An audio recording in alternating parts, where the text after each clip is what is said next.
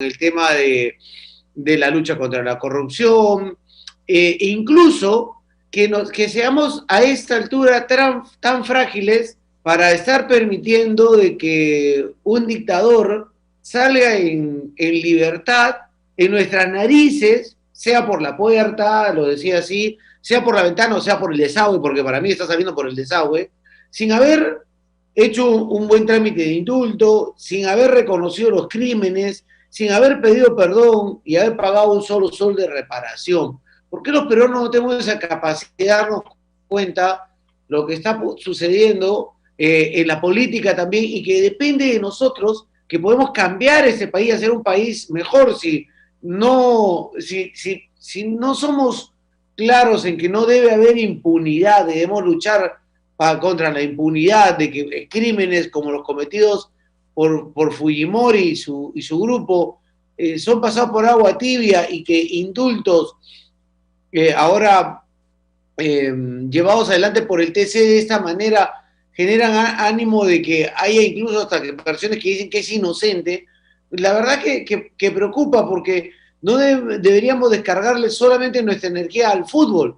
Hay otros temas en nuestra vida diaria que deberían tener la misma energía para todos los peruanos. Carlos, muy buenos días. Buenos días, estimado Fernando. Bueno, primero, contento, satisfecho, ¿no es cierto?, de haber obtenido un logro de verdad súper importante. Me parece que esa tu reflexión es absolutamente válida, ¿no?, en relación a lo que genera el fútbol, ¿no? Y esta suerte de repentina y esporádica o esporádico proceso de unidad nacional que se da en relación al fútbol, ¿no? Y lo cual es súper importante, ¿no? Nos encuentra un país súper animado, movilizado, un país contento, un país dispuesto a plantearse un logro y un objetivo muy concreto, ¿no? Ya, eso no ocurre en la política, ¿no es cierto? Eso que el fútbol genera, que es un proceso de unidad sobre un objetivo concreto, bueno, en la política no existe, ¿no es cierto? No existe, nadie te lo plantea. Y además ese me parece que es un problema de la política y de la clase política desde hace probablemente décadas, ¿no? Uh-huh. Y la ¿Y qué forma hacer? como se ¿Qué hace hacer? Porque le política. estamos permitiendo esto ahora a Fujimori. Sí, claro, claro, es que la forma de hacer política en los últimos tiempos, en las últimas décadas, yo creo que no necesariamente está encaminado a conseguir algo, sino básicamente a destruir un proceso de formación de las últimas décadas pasadas, ¿no? Y eso me parece que la gente lo entiende perfectamente, ¿no? Por eso, básicamente en las elecciones se suele movilizar la gente, porque claro, encuentra que hay una posibilidad de dar un paso hacia adelante y de cambiar. No Uh-huh. necesariamente eso es lo que ha ocurrido, ¿no? La gente no porque los políticos te generen eso, sino porque la gente se autogenera una esperanza, ¿no? Eso me parece que es lo que está faltando en este país, una esperanza de cambio, de transformación que no está ocurriendo. Y la gente se Uh-huh. va inventando líderes, creo que el caso de Castillo es uno de ellos, y va teniendo ciertas luchas, ciertas batallas por asuntos que más o menos nos han ido convirtiendo en una sociedad, digamos, suena un poco duro, pero más o menos civilizada, ¿no? La lucha por Uh-huh. los derechos humanos, la lucha por los derechos de las mujeres, digamos, son cosas ahora que ayudan a convencernos, porque es así, de que somos una sociedad diferente.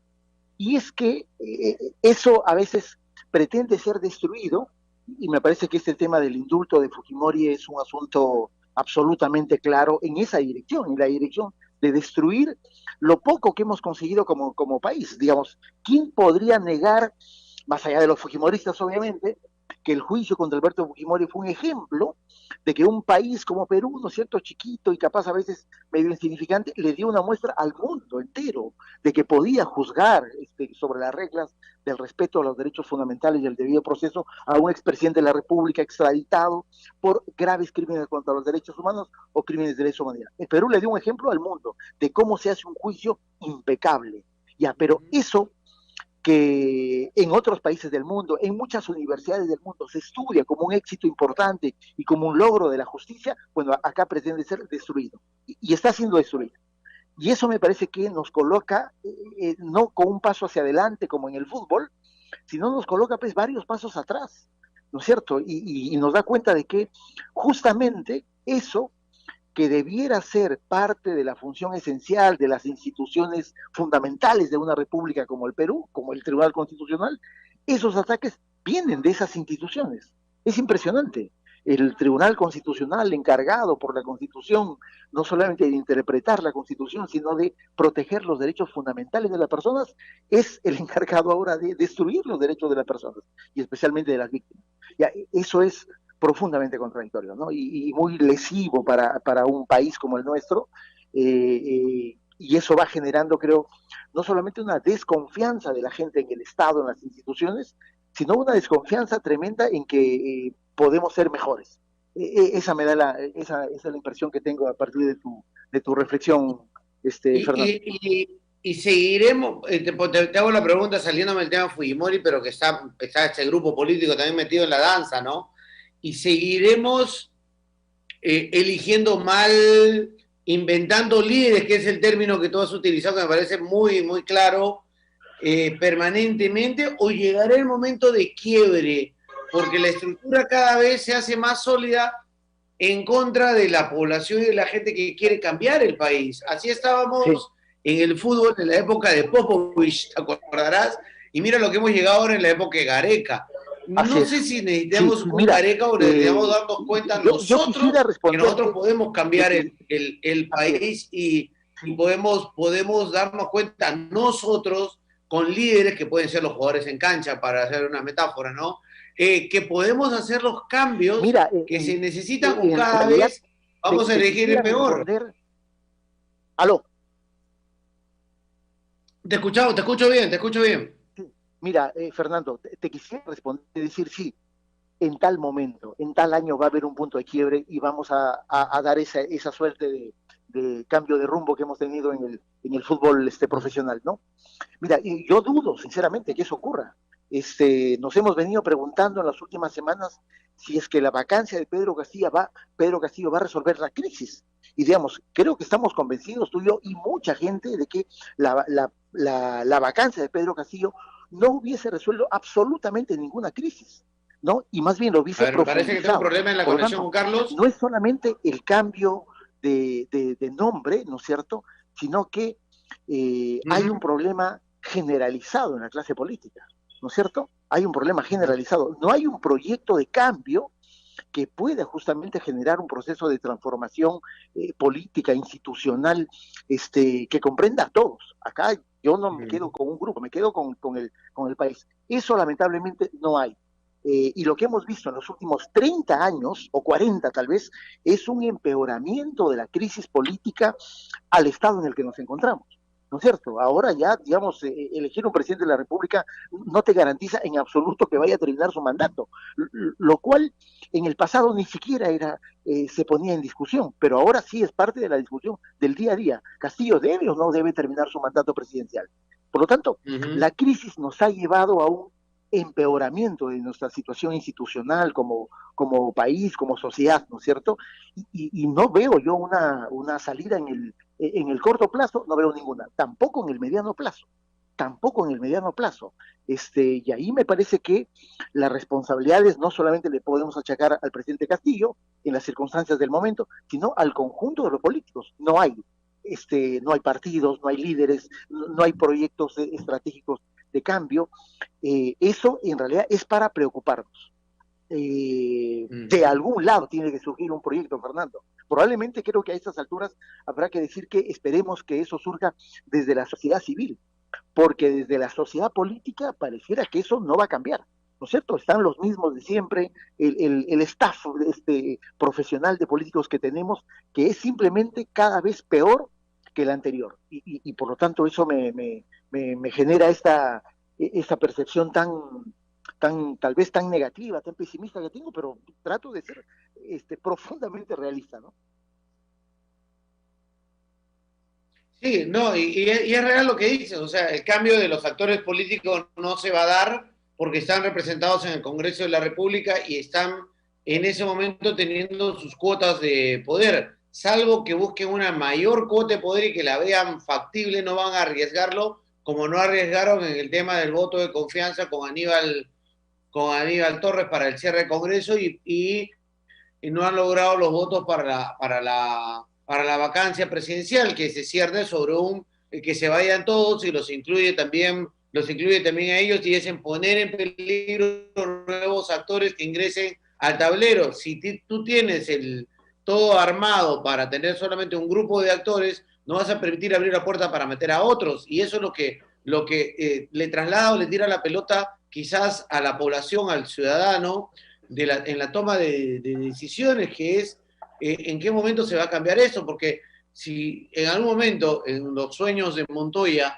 se da la vacancia de Castillo, la gente va a salir a pedir que se vayan todos y podemos vivir la misma época de Merino, pero si no hay las condiciones para hacer un cambio en la estructura de partidos políticos, de la estructura de conformación de instituciones del Estado, incluido el propio TC, no lo vamos a lograr, va a ser más de lo mismo. ¿No? En estos días en el Congreso se ha ido modificando para empeorar la condición en la que deben participar los movimientos regionales, los partidos políticos, ¿no es cierto? Se están eliminando las multas de los partidos que no cumplen las reglas electorales, se pretende eliminar la posibilidad de que movimientos regionales participen en las elecciones de los gobiernos regionales, es decir, esta camarilla que está enquistada en el Congreso está empeorando las condiciones, digamos, condiciones que ya son peores.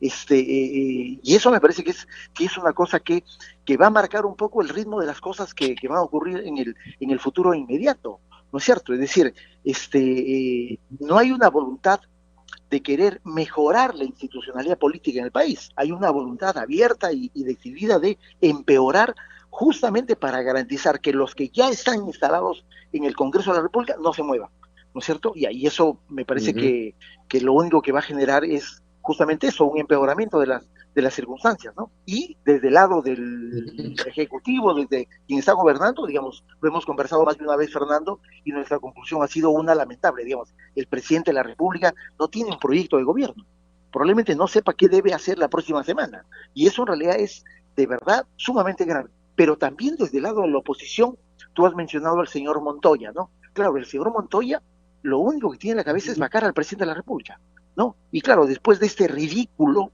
que han hecho con estos 55 votos que han sido absolutamente insuficientes, proceso político en el que nos han mantenido por más de un mes, ¿no es cierto?, de si es que vacan o no vacan al presidente de la República, la primera declaración que hace Montoya es de que, bueno, va a ver si es que en la siguiente oportunidad consiguen los demás votos. Es decir, tampoco tiene una idea, ¿no? Uno de los más caracterizados representantes de la oposición tampoco tiene una idea de qué hacer con el país, ¿no? Por lo tanto, es una clase política no solamente mediocre, ¿no? Incluye al presidente, a sus ministros, a los congresistas, obviamente que sí, profundamente mediocre, pero también limitada políticamente, limitada, ¿no es cierto?, que no tiene la más mínima idea de qué hacer con ese país.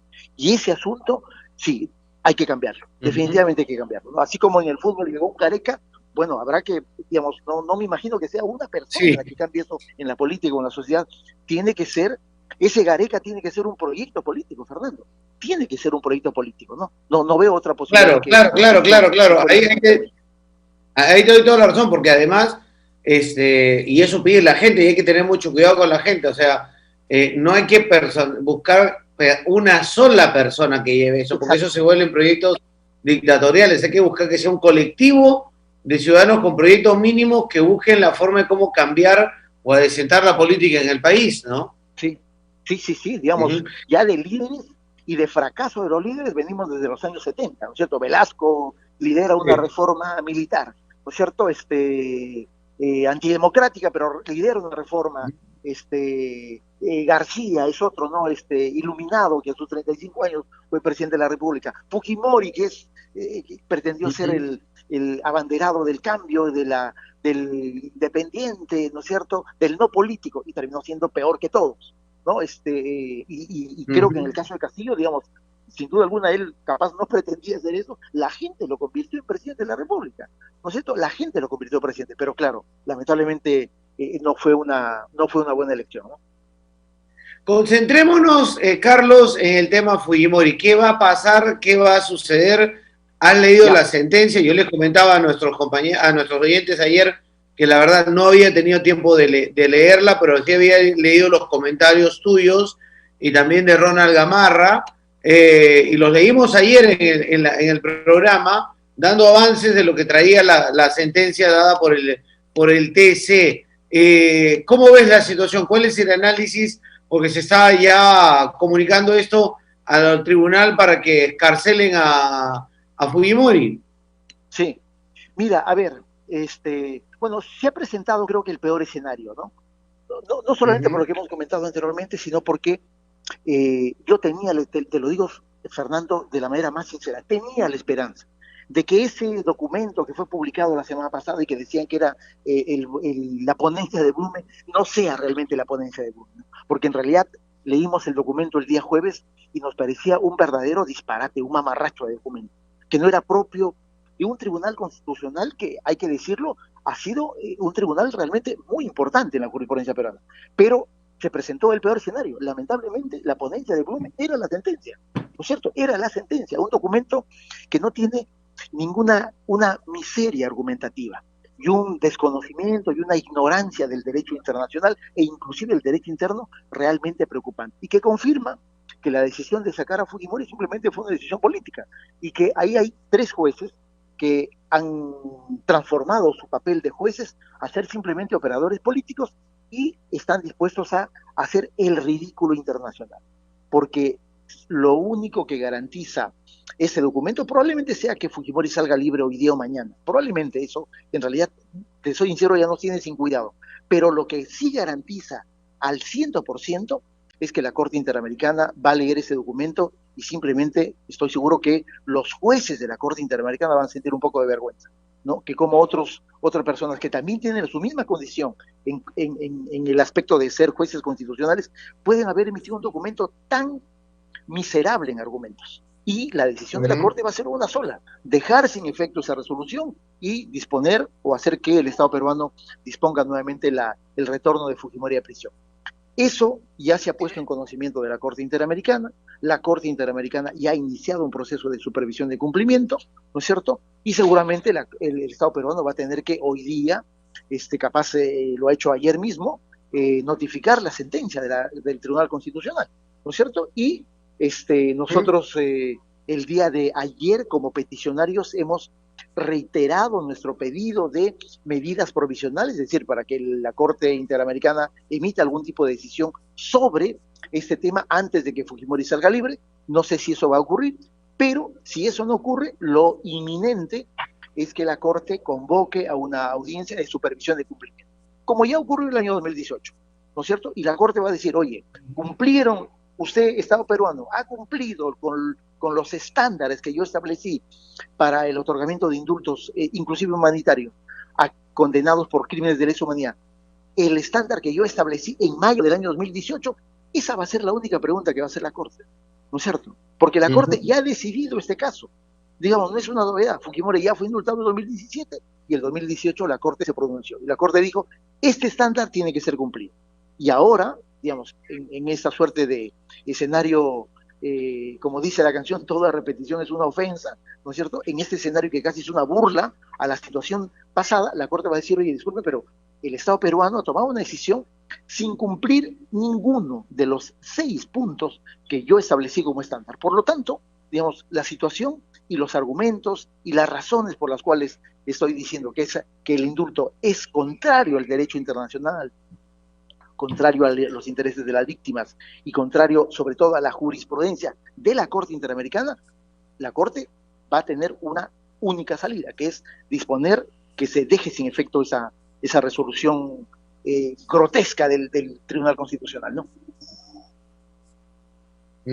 Ahora, la Corte se va a preguntar si el Perú ha cumplido entonces con lo que ellos habían determinado ya en el primer caso, ¿no es cierto?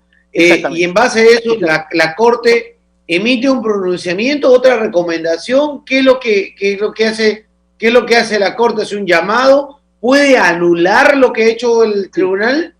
Sí, a ver, mira, nosotros hemos hecho dos peticiones muy concretas, Fernando. ¿Ya? Una es que hemos planteado un pedido para que la Corte dicte medidas provisionales. Es decir, ¿eso qué significa? La Corte, en los casos en los que se presenta alguna situación grave y inminentemente seria que va a perjudicar los intereses de las víctimas, la Corte puede emitir alguna disposición.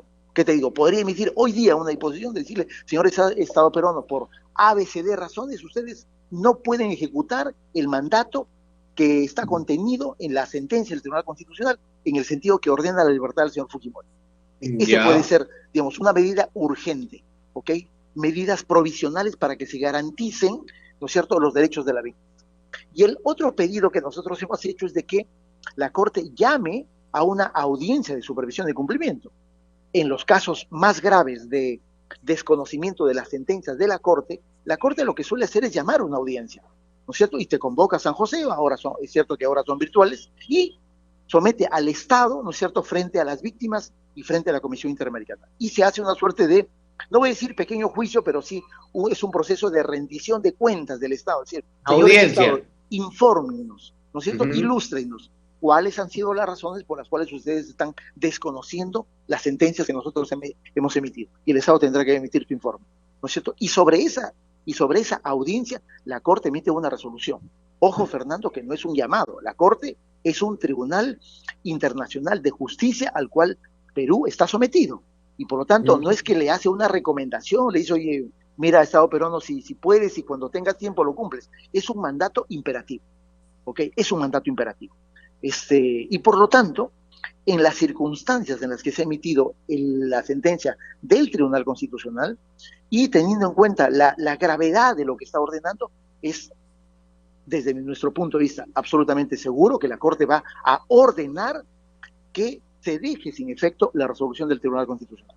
A la Corte Interamericana no le va a temblar la mano, como ya ha ocurrido varias veces, en disponer la anulación de sentencias de la Corte Suprema de Justicia, de tribunales constitucionales o de tribunales penales comunes.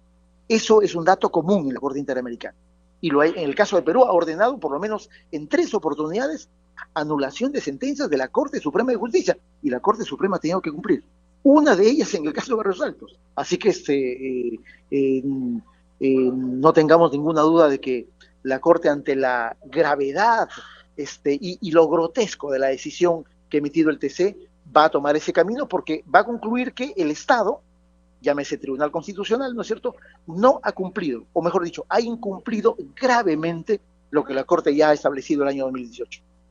Lo común sería entonces, o lo que desarrolla la Corte generalmente, no es que tome una disposición urgente, que es una posibilidad, es de que desarrolle una audiencia de supervisión de cumplimiento, pero esa audiencia y supervisión de cumplimiento, que podría ser virtual, eso facilita las cosas, ¿podría demorar? ¿Qué tiempo podría tener? Mira, yo me temo que unas no creo que pase de eso, ¿no? Que tome la decisión. ¿De cuánto, perdón? ¿Se me cortó? Yo considero que desde el momento que se realiza una audiencia, la Corte puede que se demore unos 2 meses, ¿no? En el 2018 se demoró 3 meses, pero yo creo que ahora va a ser menos tiempo, porque ya se trata de un caso que la Corte ya ha resuelto, ¿no es cierto? La Corte ya ha resuelto, digamos, y desde el 2018 hasta la fecha no ha habido ninguna variación, no ha habido ningún cambio en la situación del caso Fujimori. ¿Te das cuenta? Y por lo tanto la Corte dice, oye, pucha, acá no hay cosa que analizar, simplemente hay que verificar si es que lo que nosotros dispusimos y ordenamos el año 2018 se ha cumplido o no. Ese es el tema. Ya, y para que la convoquen, ¿cuánto tiempo puede demorar? Porque 2 meses para resolver, pero para que la convoquen... Bueno, ya el pedido está planteado. Probablemente, no sé si mañana o la otra semana ya tengamos una fecha de audiencia de supervisión de cumplimiento. Y a partir de ahí, máximo, o sea, la anterior demoró 3, podría ser en 2, como menos. Sí, yo creo que eso va a ocurrir. ¿Y emitida esa resolución, se anula lo otro? En términos inmediatos. Y Fujimori regresa. Sí, o sea, por eso te digo, Fernando, lo que ha ocurrido es el anuncio de un ridículo internacional. Eso es lo único que te puedo decir. Sí, y es que todavía no entiendo cuál es lo que está haciendo la familia Fujimori, es decir, si quieren al padre libre, porque eso tampoco pasó por el lado de Kenji, ¿no? Pero si quieren al padre libre, el perdón es lo primero, Sí, claro, claro. O sea, el perdón es lo primero, la salud es lo segundo, y la búsqueda de un indulto se podría empezar a darlo. Lo económico podría en su momento verse, pero creo que el reconocimiento, de hecho, con el perdón, van y abren una puerta para conversar y sentarse y verse de frente con las familias, con los afectados y con el propio Estado peruano, y no lo quieren hacer, o sea, lo quieren sacar con indulto trucho o como sea, pero sí, sin aceptar los crímenes. ¿Por qué? ¿Qué daño? Si es real, la historia no va a cambiar, quedarán marcados los crímenes que cometieron, esa gente está muerta, fallecida, encontrados sus cuerpos, sea en un apoyado, sea en una fosa, los encontraron, pero si quieren al familiar libre, hay canales que deberían cumplir y aceptar. Exactamente. Justamente la Corte dice, uno de los requisitos más importantes es la solicitud expresa y pública de perdón, digamos, y no puedes tener a Fujimori y a sus abogados diciendo que Fujimori sigue siendo inocente, o sea, eso es inaceptable. Y justamente, así como ellos dicen que Fujimori es inocente, nosotros seguimos exigiendo que se cumpla la condena. Ese es el dato. Me voy retirando, Fernando. Estoy entrando a una... Ya, perfecto. No, te agradezco. Gracias, Carlos. Un abrazo. Un fuerte abrazo. Cuídate. Bien, muchas gracias. Bien. 9:47 de la mañana. Carlos Rivera. Los datos ahí están clarísimos, las fechas, los plazos que podrían darse, las acciones llevadas adelante. Y claro, un primer análisis de lo que pasa con nuestro país y con nuestra sociedad, ¿no? Que ayer vimos en el fútbol, tan unidos, tan abrazados, hasta con tu peor enemigo te pudiste haber abrazado el día de ayer, por el bien del Perú, por el éxito del Perú, porque en política también no podemos hacer lo mismo, ¿no?